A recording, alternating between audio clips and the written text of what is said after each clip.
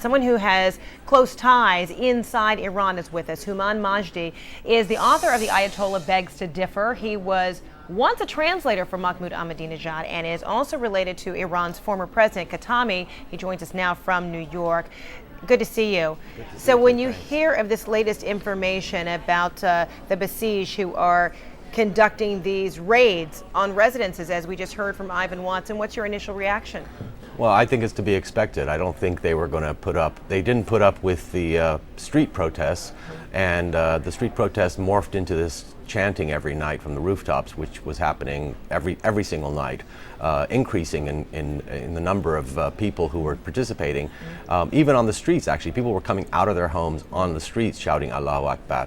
And it's very easy to identify because in any specific neighborhood, you can kind of hear where they're coming from, the chants, and the Basij. I'm not surprised at all that they're going into people's homes. So I guess I'm thinking the conventional wisdom may have been that since the numbers have dwindled of people protesting in the streets, even though there were still some folks who were taking to the rooftops, that perhaps the government would feel like, well, we've won. We don't necessarily need to carry out any more force against these protesters. But in fact, just the opposite is happening here. Yeah, I think in Iran, everything is slightly different than the way conventional wisdom would indicate. First of all, they made it very clear at the very beginning. When I say they, the authorities and the government that is in power made it very, very clear that they were not going to put up with any vocal protests or silent protests, either kind of protest. Silent protest meaning the people who came out on the streets and weren't speaking or weren't shouting slogans, or the vocal protest, which is happening every night. And as your reporter pointed out, this is something that happened in 1979, although I think it's very dangerous to make analogies between now and 1979. One shouldn't really think that there's a real revolution brewing in Iran. This is people being very angry at something that was taken away from them in their minds. And even Dr. Larijani, who's a conservative, an arch-conservative, and is a Speaker of Parliament and very close to the Supreme Leader, he has admitted that a great number of Iranians believe that the election was fraudulent.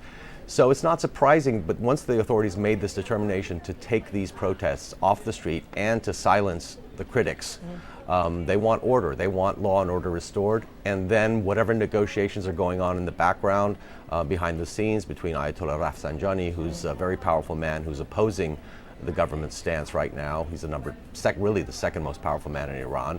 Dr. Larijani plays a role in this. Mousavi himself, the losing candidate in this case, President Khatami, former President Khatami, all these people are important people who are playing a role right now. It's not very public, and I would say that even they don't know how it's going to end up. Well, what they do know is that the government does not want this to continue and will use any means it has to stop it.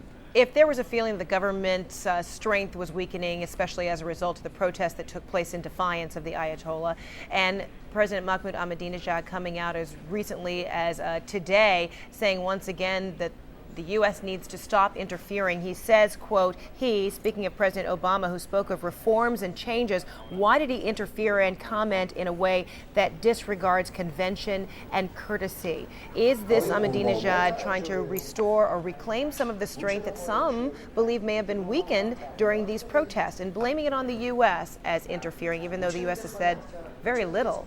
Yeah, absolutely, absolutely. I mean, everyone in Iran, in the leadership, believes that the U.S., when I say the leadership, the current leadership, believes that the U.S. has had a hand in this. And they're amassing the evidence that they think they have, that the U.S. has had a hand in trying to create a velvet revolution at a minimum, regime change. And President Mahmoud Ahmadinejad knows that his supporters, and including some of Mousavi's supporters, might believe this. Iranians have had a bad history with the United States. They don't believe a lot of what the United States says. They don't believe a lot of what they don't believe in the foreign policy of the United States when it comes to Iran. They have a bad experience from the Iran-Iraq War, most recently, where the United States supported Saddam Hussein.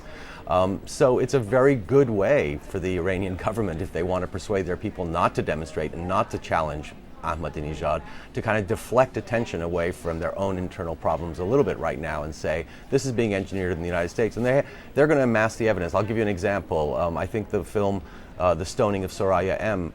Opened yesterday, I Right. think, across the country here. Even though it's purely coincidental that this movie is opening, and we all know it's coincidental, is opening now in America. It's a very anti-Iranian film in many ways. I haven't seen it, but Yeah, that's it was advertised months ago. months ago, well exactly. before this Well election, ago. that it would But be they w- opening at this day. Exactly, but they will point to that. They will point to that as Yeah. evidence that months ago they were planning a Velvet Revolution. Okay. And some people will believe that. I mean, it's just unfortunate, but it is true that some people will believe that. It's one of the reasons they're kicking out the foreign press. It's one of the Yeah. reasons they have a tight control over the media.